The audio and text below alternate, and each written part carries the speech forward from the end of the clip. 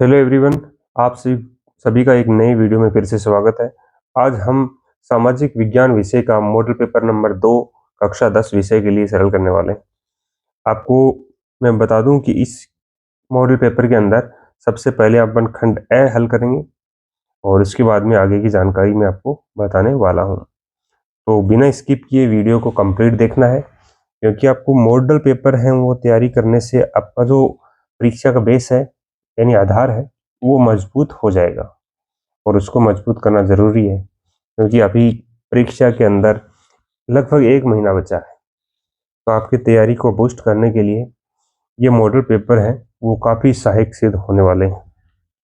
तो देखिए, पहला क्वेश्चन है, इसके अंदर आपको ऑप्शन वाले क्वेश्चन मिलेंगे और वो भी क्वेश्चन होंगे 18। ठीक है, तो कावूर कौन था? कावूर कौन था? आप इनके उत्तर देने की कोशिश करें। ठीक है, सबसे पहले आप इसके आंसर देंगे कमेंट करके और फिर मैं आपको इनका आंसर बताऊंगा। ठीक है, तो सभी ये कोशिश करें कि ज़्यादा से ज़्यादा इस लाइव सेशन में उसमें जुड़ें और इस हर प्रत्येक क्वेश्चन का आंसर आप कमेंट करें।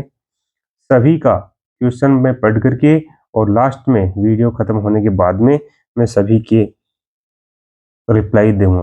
ठीक है, तो देखिए, काबूर कौन था? इसका सही आंसर क्या है?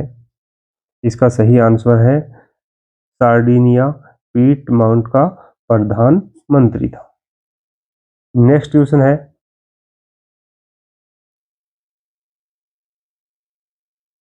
विश्वव्यापी आर्थिक मंदी का सबसे बुरा असर पड़ा। सबसे बुरा असर है वो किस पे पड़ा था? जापान, अमेरिका, फ्रांस या ब्रिटेन? तो विश्वव्यापी आर्थिक मंदी का असर सबसे ज्यादा पड़ा था अमेरिका पर। ठीक है, नेक्स्ट क्वेश्चन है, कंपनी ने बुनकरों पर निगरानी रखने के लिए जो वेतनभोगी कर्मचारी नियुक्त किए थे वे कहलाते थे, क्या कहलाते थे वे कर्मचारी? तो इसके बारे में आपको बताना है। तो बताइए सभी, इसका आंसर क्या होगा? ठीक है, तो इसका आंसर क्या होगा? इसका आंसर होगा गुमास्ते। ठीक है, फिर है, जापान की सबसे पुरानी पुस्तक डायमंड सूत्र कब छपी थी? तो बताइए इसका, 1018 ईस्वी में, 908 ईस्वी में, 968 ईस्वी में या 868 ईस्वी में? तो इसका सही आंसर क्या होगा? इसका सही आंसर होगा 868 ईस्वी में। नेक्स्ट क्वेश्चन है, ब्रिटेन की सरकार ने किसके दबाव में कॉर्न लॉ को समाप्त किया? आपको 4 आंसर दिख रहे हैं, सही आंसर कमेंट करते जाएं। बार बार एक ही बात में रिपीट करना नहीं चाहूँगा। तो इसका सही आंसर होगा उद्योगपतियों व शहरी निवासियों। नेक्स्ट क्वेश्चन है, प्रोजेक्ट टाइगर की शुरुआत कब हुई? प्रोजेक्ट टाइगर की शुरुआत कब हुई थी? तो क्वेश्चन नंबर 6 है, इसका सही जवाब क्या होगा? देखिए, ये सन वाले क्वेश्चन है, ये ज़्यादा याद रखने की जरूरत नहीं है क्योंकि ज़्यादा क्वेश्चन रिपीट नहीं होते हैं ये। तो इसका सही आंसर होगा 1973 में। नेक्स्ट क्वेश्चन है, नेक्स्ट क्वेश्चन आपका देखिए, निम्न में से कौन सा उद्योग सिलिका और जिप्सम को कच्चे माल के रूप में प्रयुक्त करता है? तो देखो, सबसे जो उद्योग है उसका नाम बताना है। तो उस उद्योग का नाम क्या है? उस उद्योग का नाम है सीमेंट उद्योग। ठीक है, नेक्स्ट है, संसाधनों को नवीकरण योग्य और अनवीकरणीय योग्य में वर्गीकृत किस आधार पर किया जाता है? वह है, इसमें से कि सही आंसर इसका क्या होगा? इसका सही आंसर वो होगा समायत्ता के आधार पर।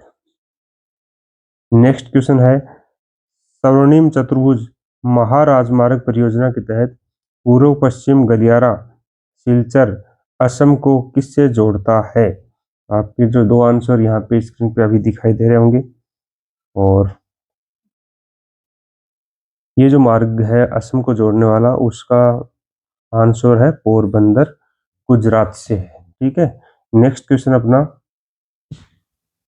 क्वेश्चन नंबर 10 है, शिक्षा किस सूची से संबंधित है? 3 सूचियां, राज्य सूची, संघ सूची और समवर्ती सूची, और लास्ट दे रखा अवशिष्ट विषय। तो जो शिक्षा है वो किस सूची का विषय बना दिया गया था, वो तो आपको ध्यान हो तो वो है समवर्ती सूची, जिसमें राज्य सूची और संघ सूची दोनों सम्मिलित होती हैं। श्रीलंका में सिंहली भाषा को एकमात्र राजभाषा घोषित किया गया, कब घोषित किया गया था, इसका वर्ष आपको उसमें बताना है। तो उस वर्ष का नाम है अपना जो राजस्थान का एकीकरण हुआ था उसी वर्ष में इसको राजभाषा घोषित किया था, तो वो होता है 1956 में। निम्न में से किस राज्य में बाल लिंग अनुपात 850 से कम है, उस राज्य का नाम आपको इसमें बताना है। तो वो ऐसा राज्य कौन सा है जिनपे बाल लिंग अनुपात यानी बालक बालिकाओं का जो अनुपात है ना, लिंग का अनुपात लड़के लड़कियों का, वो सबसे कम है, तो वो होगा कौन सा है, उस राज्य का नाम है हरियाणा। नेक्स्ट क्वेश्चन है, भारतीय जनता पार्टी जनसंघ का गठन हुआ, तो जनसंघ का गठन कब हुआ था, आपको इनमें से सही आंसर का चुनाव करना है। तो जनसंघ का गठन हुआ था, वो था 1951 में। फिर है, लोकतांत्रिक सरकारों में नहीं होता है, लोकतांत्रिक सरकारों में इनमें से कौन सा नहीं होता है, ये देखना है। ठीक है, तो इसका सही आंसर क्या होगा, इसमें होगा त्वरित निर्णय। निर्णय है वो त्वरित यानी तुरंत प्रभाव से नहीं लिए जाते। मानव विकास रिपोर्ट जारी करने वाली संस्था है, यानी मानव विकास की जो रिपोर्ट जारी करती है उस संस्था का क्या नाम है, तो उसका आपको नाम इसमें बताना है। तो उसका नाम है संयुक्त राष्ट्र विकास कार्यक्रम। नेक्स्ट क्वेश्चन है, ग्रामीण क्षेत्रों में कर्ज की आवश्यकता मुख्यतः किस लिए होती है, किस लिए होती है, ये आपको देखना है किस लिए होती है, और फिर इसका आंसर आपको बताना है। तो ग्रामीण क्षेत्रों में तो सबसे ज़्यादा कर्ज की आवश्यकता किसके लिए होती है, फसल उगाने के लिए, उसको काटने के लिए, उसी के लिए होती है। नेक्स्ट क्वेश्चन है, वैश्वीकरण ने जीवन स्तर के सुधार में सहायता पहुंचाई है, किसके पहुंचाई है सहायता, तो उसका सही आंसर होगा विकसित देशों के लोगों। फिर है, भारत में उपभोक्ता सुरक्षा अधिनियम कब लागू किया गया, तो ये लागू किया गया था 1986 में। ठीक है, नेक्स्ट क्वेश्चन अपना 2 नंबर, इसमें आपको 6 रिक्त स्थान मिलने वाले हैं। ठीक है, तो इसका पहला क्वेश्चन है, फ्रांस में को राष्ट्र के नारी रूपक के रूप में चित्रित किया गया, इसका आंसर है मारियान, मारियान। ठीक है, आप इनके भी आंसर कमेंट करते जाएं, इसमें भी मैं आपको थोड़ा वक्त देता रहूंगा। ठीक है, फिर है, विश्व में दालों का सबसे बड़ा उत्पादक तथा उपभोक्ता देश है, उस देश का आपको नाम बताना है। तो उस देश का नाम वही है जिसमें अपन रहते हैं। ठीक है, तो इसमें आएगा भारत होगा। फिर स्वर्णिम चतुर्भुज महाराजमार्ग परियोजना भारत के अधिकतर क्षेत्र में है, तो इसका नाम क्या होगा, राष्ट्रीय राष्ट्रीय राजमार्ग प्राधिकरण, राष्ट्रीय राजमार्ग प्राधिकरण। ठीक है, नेक्स्ट क्वेश्चन है, लोकतांत्रिक सरकारों सदा नागरिकों के का सम्मान नहीं करती, लोकतांत्रिक सरकार है वो अधिकारों का सम्मान नहीं करती हैं। नेक्स्ट क्वेश्चन है, क्षेत्र के श्रमिक वस्तुओं का उत्पादन नहीं करते, कौन से क्षेत्र है, प्राथमिक द्वितीयक तृतीयक, तो इसको में आएगा आंसर तृतीयक, क्या आएगा, तृतीयक क्षेत्र के श्रमिक वस्तुओं का उत्पादन नहीं करते हैं। फिर नेक्स्ट क्वेश्चन है, भारत में सन के प्रारंभ से नीतियों में कुछ दूरगामी परिवर्तन किए, तो इसमें कौन सा आएगा, 1991। ठीक है, फिर है नेक्स्ट क्वेश्चन 3 नंबर, इसमें आपको 12 क्वेश्चन मिलने वाले, एक एक अंक वाले। फिर तो इसका क्वेश्चन है, कितागावा उतामारो कौन था, तो ये कौन था, ये एक जापान का प्रसिद्ध चित्रकार था। कौन था ये? जापान का प्रसिद्ध चित्रकार। ठीक है, पूरा आंसर आपको लिखना है। फिर है त्रिपिटका कोरियाना से आप क्या समझते हैं? तो ये था वुड ब्लॉक्स मुद्रण के रूप में बौद्ध ग्रंथों का कोरियाई संग्रह था। ठीक है, इसका आंसर देख सकते हो आप।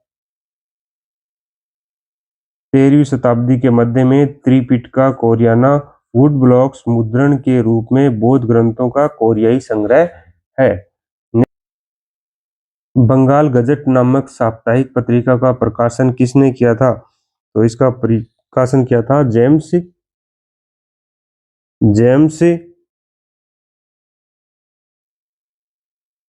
ऑगस्टस।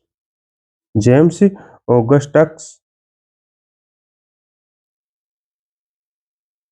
हिक्की ने 1780 में किया। 1780 में किया। फिर है प्रयुक्त कच्चे माल के स्रोत के आधार पर विनिर्माण उद्योगों को दो वर्गों में वर्गीकृत किया गया है। एक तो है कृषि उद्योग, एक तो है कृषि उद्योग और दूसरा है खनिज उद्योग। ठीक है, इन दो उद्योगों के नाम लिखने हैं। फिर चिपको आंदोलन के अंतर्गत किन दो कार्यों को शामिल किया गया था? चिपको आंदोलन में शामिल किया गया था एक तो वनों की कटाई रोकना, वनों की कटाई रोकना, और दूसरा क्या था? सामूहिक सामूहिक वनीकरण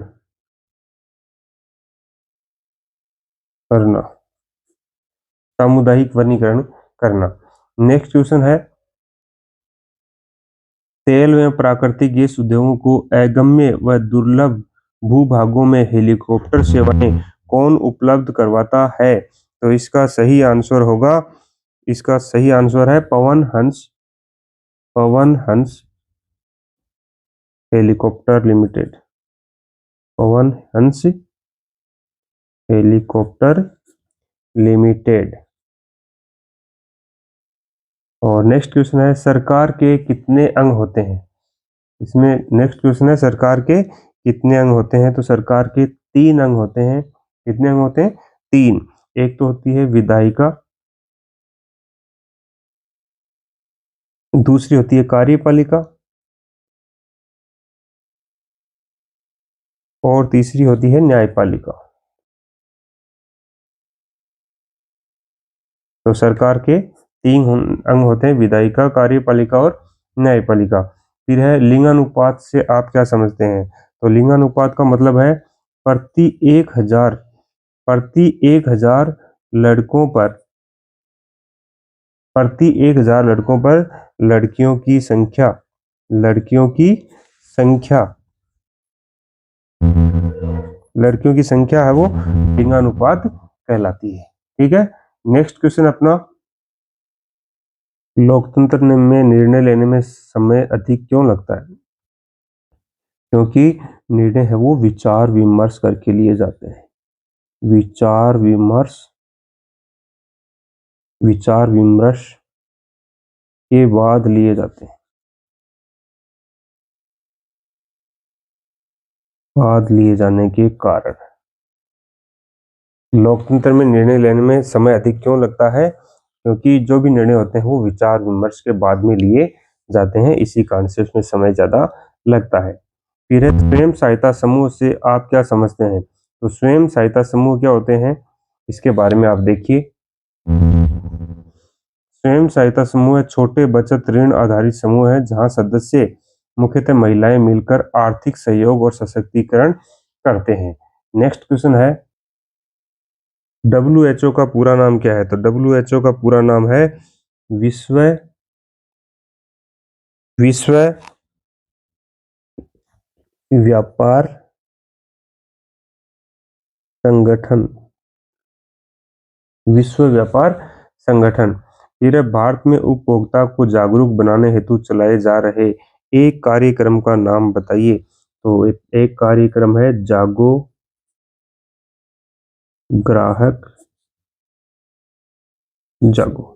आप इसको थोड़ा लंबा लिखना सकते हैं। तो भारत में उपभोक्ता को जागरूक बनाने के लिए जागो ग्राहक जागो कार्यक्रम चलाया जा रहा है। इस प्रकार से आप लिख सकते हैं। ठीक है। नेक्स्ट क्वेश्चन वो होगा खंड ब में। खंड ब के अंदर देखो आपको 2 अंक वाले क्वेश्चन मिलेंगे। सबसे पहले है फ्रांस में नेपोलियन द्वारा प्रारंभ की गई नागरिक संहिता 1804 की किन्हीं 4 विशेषताओं का वर्णन कीजिए। तो इसकी अपन को 4 विशेषताएं आपको इसमें लिखनी है। ठीक है। फिर अगला है आयात शुल्क किसे कहते हैं। आयात शुल्क के बारे में आपको बताना है।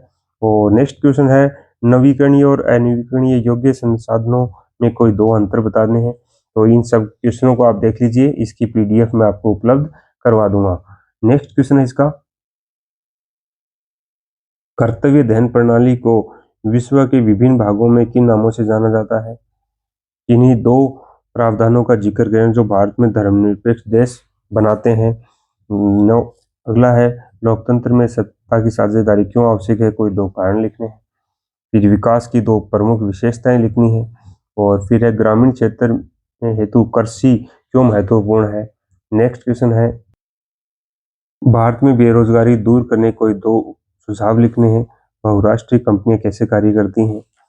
और खंड स के अंदर में आपको मिलने वाले हैं अथवा वाले सवाल। पहला है 20वीं सदी के प्रथम दशक तक भारत में औद्योगिकरण की व्यवस्था के बारे में कुछ परिवर्तनों का वर्णन। और दूसरा देख लीजिए। इसी प्रकार आगे देखो क्वेश्चन नंबर 15 दे रखा है बांध से आप क्या समझते हैं। प्रागत और आधुनिक बांध में अंतर बताना है। अथवा वाला करना चाहो तो ये कर सकते हो आप। और नेक्स्ट क्वेश्चन आपका ये संघीय व्यवस्था के बारे में है।